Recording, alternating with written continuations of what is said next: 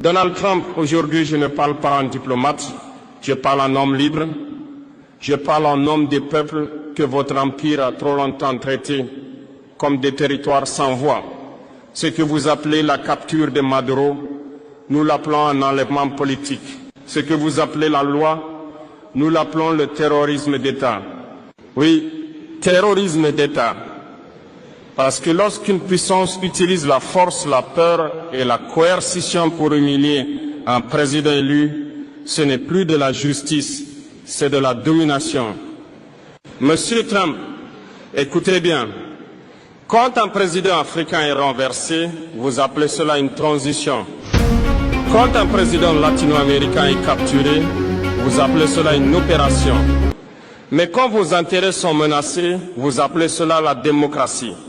Deux poids, deux mesures. Toujours, aujourd'hui, Maduro. Demain qui? Aujourd'hui, c'est le Venezuela. Hier, c'était l'Irak. Avant-hier, la Libye. Et demain, ce sera n'importe quel pays qui ose dire non. Vous voulez faire croire au monde qu'aucune nation n'est souveraine sans votre permission. Mais je vous le dis clairement, un président n'est pas une proie. Un État n'est pas une chasse gardée. Un peuple n'est pas un troupeau. Ce que vous avez fait au Venezuela n'est pas un message envoyé à Maduro. C'est un message de menace envoyé à tous les peuples libres. Monsieur Trump, vous avez franchi une ligne. Vous avez prouvé une chose au monde entier. La souveraineté, selon Washington, est conditionnelle. Conditionnelle à l'obéissance, conditionnelle au silence, conditionnelle à la soumission. Mais l'Afrique regarde, l'Amérique latine regarde, Haïti regarde, le monde regarde. Et cette fois, nous ne ferons pas semblant de ne rien voir. Dans la prochaine partie, je vais vous dire pourquoi ce geste vous affaiblit plus qu'il ne vous renforce et pourquoi l'ère de l'impunité impériale touche à sa fin. Monsieur Trump, vous croyez que la force, c'est d'arrêter un homme.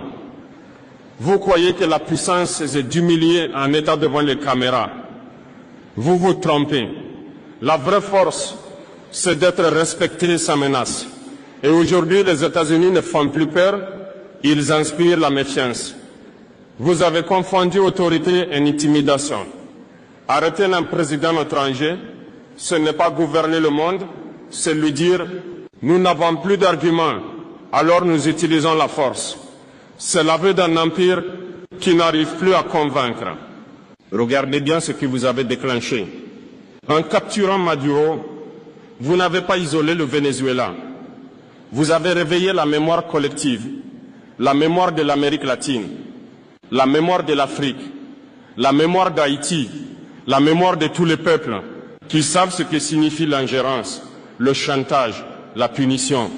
Monsieur Trump, l'histoire ne vous obéit pas. Vous pensez écrire l'histoire avec des sanctions, des drones et des menaces. Mais l'histoire, elle ne se soumet jamais longtemps. Chaque empire a cru être éternel. Chaque empire a cru être intouchable. Aucun ne l'a été. Votre message est clair et il est dangereux. Votre message dit ceci, si vous ne coopérez pas, vous serez punis. Mais ce message produit l'effet inverse. Il pousse le peuple à chercher des alternatives, à se détacher de vos systèmes, à construire sans vous. Vous avez perdu l'arme la plus puissante, la légitimité. Sans légitimité, la force devient brutalité. Sans respect, la puissance devient peur. Et la peur, Monsieur Trump, ne dure jamais. Je vous le dis sans menace, mais sans faiblesse. Ce que vous avez fait à Maduro sera étudié, analysé, retenu. Et chaque pays saura désormais que la protection américaine a un prix, la soumission totale. Je vais vous expliquer pourquoi l'Afrique ne sera plus jamais un terrain d'expérimentation et pourquoi ce monde unipolaire touche à sa fin.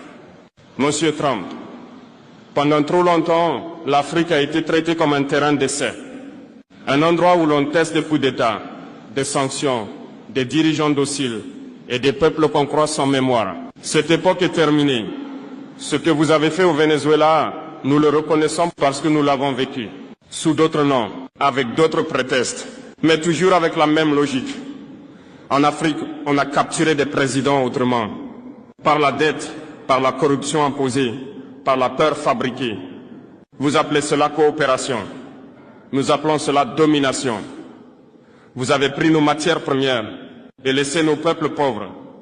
Vous avez soutenu des régimes faibles pour mieux contrôler des nations riches. Et maintenant, vous vous étonnez que l'Afrique parle d'une seule voix. Monsieur Trump, écoutez ceci attentivement. L'Afrique observe la capture de Maduro comme un miroir du passé et un avertissement pour l'avenir. Si un président latino-américain peut être humilié publiquement, alors aucun président africain n'est en sécurité dans votre ordre mondial. Mais voici ce que vous n'avez pas compris.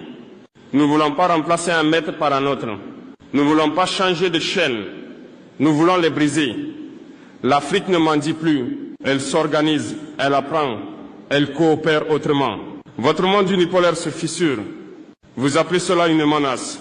Nous appelons cela un rééquilibrage naturel de l'histoire. Quand un système ne profite qu'à une minorité, il finit toujours par être remis en cause. Ce discours n'est pas une provocation. C'est un constat, un avertissement calme, un message clair. L'Afrique ne sera plus jamais votre laboratoire politique, économique ou militaire. Je vais parler d'un peuple qui comprend cette réalité mieux que tous les autres. Haïti. Monsieur Trump, si vous pensez que le monde ne comprend pas ce que vous avez fait au Venezuela, alors regardez Haïti. Haïti n'a pas besoin de rapport. Haïti n'a pas besoin d'analystes. Haïti a vécu ce que vous faites. Haïti a été le premier avertissement, premier peuple noir libre, première révolution d'esclaves victorieuse, et immédiatement puni.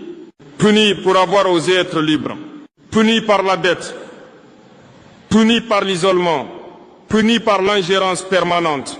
Monsieur Trump, Haïti reconnaît votre méthode. Quand vous parlez de stabilité, Haïti entend occupation. Quand vous parlez de sécurité, Haïti entend contrôle. Quand vous parlez de transition, Haïti entend confiscation de souveraineté.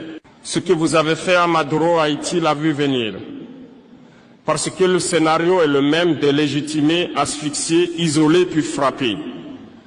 Toujours au nom du bien, toujours au nom de la démocratie, mais jamais avec le consentement des peuples. Haïti n'est pas faible. Haïti est entravé. Ce pays n'a jamais été autorisé à respirer librement, à choisir librement, à se reconstruire sans tutelle. Et pourtant, malgré tout, Haïti tient encore. Monsieur Trump, comprenez ceci. Quand vous humiliez Maduro, vous rouvrez une blessure haïtienne. Quand vous niez la souveraineté du Venezuela, vous confirmez à Haïti qu'elle n'a jamais été considérée comme égale. Mais l'histoire a une mémoire. Les peuples que vous croyez brisés sont souvent ceux qui finissent par inspirer les autres. Haïti n'est pas un échec. Haïti est un avertissement ignoré. Monsieur Trump, ce que Washington craint le plus n'est ni un pays, ni un président, ni une armée. Ce que vous craignez, c'est l'unité. Diviser pour régner, votre vieille méthode. Pendant des décennies, vous avez opposé l'Afrique à l'Afrique, l'Amérique latine à elle-même, les Caraïbes à l'isolement. Toujours la même stratégie. Diviser, affaiblir, contrôler. Mais quelque chose a changé.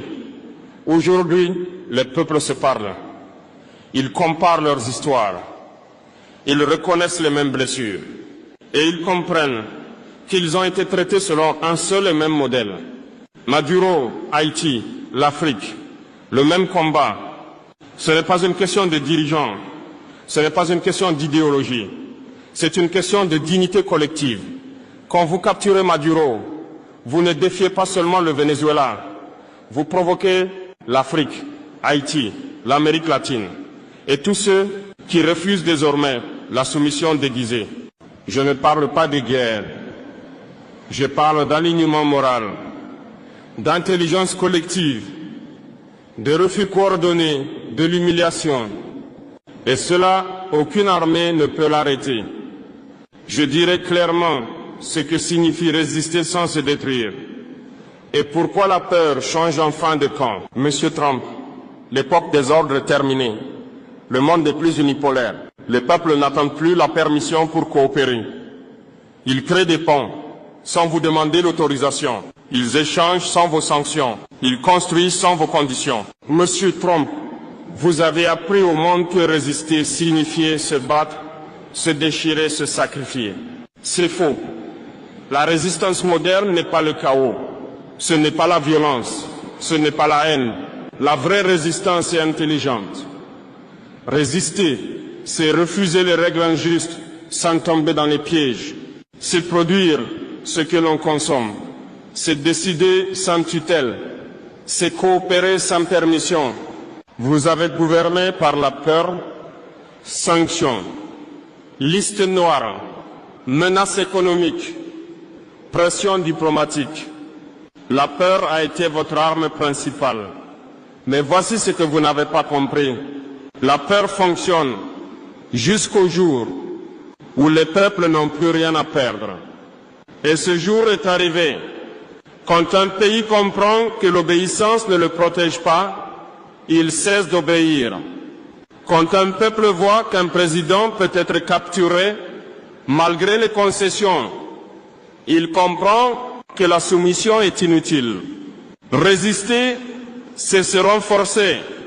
Ce n'est pas se fermer au monde. C'est choisir ses partenaires. Ce n'est pas s'isoler. C'est se libérer du chantage. La résistance moderne est économique, culturelle, mentale.